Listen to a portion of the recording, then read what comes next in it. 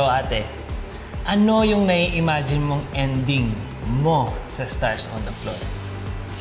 Alam mo, honestly, if I can confess, I think start pa lang, ini-imagine ko, hindi ako aabot sa finale episode. Parang natatakot ako sa self ko na anytime mag-give up ako or ayoko na, kaya na nila yan. Makakahanap naman siguro sila ng tunay na may dancing background that can fill in my spot. You know, na hindi mahihirapan yung magiging permanent duo. Kasi at some point, nagkasakit ako and di ako maka-attend ng rehearsal. So, it became a question raised na baka kailangan mong i-prioritize yung health mo. So, bukod sa self-doubts, pati yung health, nakadagdag na hala, baka di nga ako umabot sa dulo. Baka nga it's a sign na I should take time off. But etong nakaabot na tayo dito, parang natanong ko, paano ako nakaabot dito?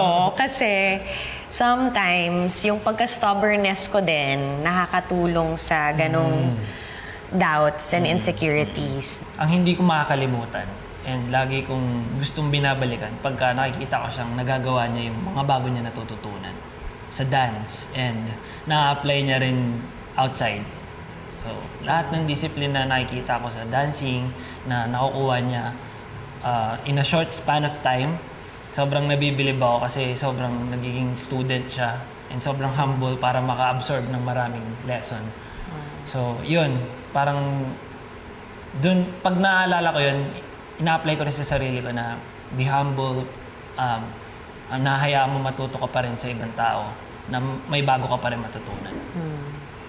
May additional ako.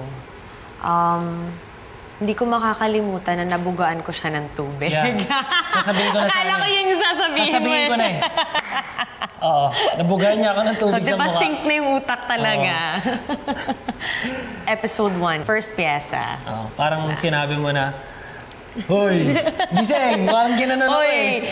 I claim you as my partner. Oo. May laway na yung mukha mo. Kala ko kasi sa palabas lang nangyayari eh. Sumabog Bugaan ako sa mukha eh. So ayun, Dance Universe. Wag na wag niyong kalimutang iboto ang Team Jadyo. Yes! Meron kayong 10 votes per account. J-A-J-O. Jadyo. Yes. At syempre, wag niyo kalimutan panoorin ng dance piece namin kasi hindi lang kami ang mananalo, kundi kayo rin. Yes! Yun talaga yun. Diba? Ayun na yun. Yun na yung pinaka-teaser namin. Tatawa na lang kayo. Tat-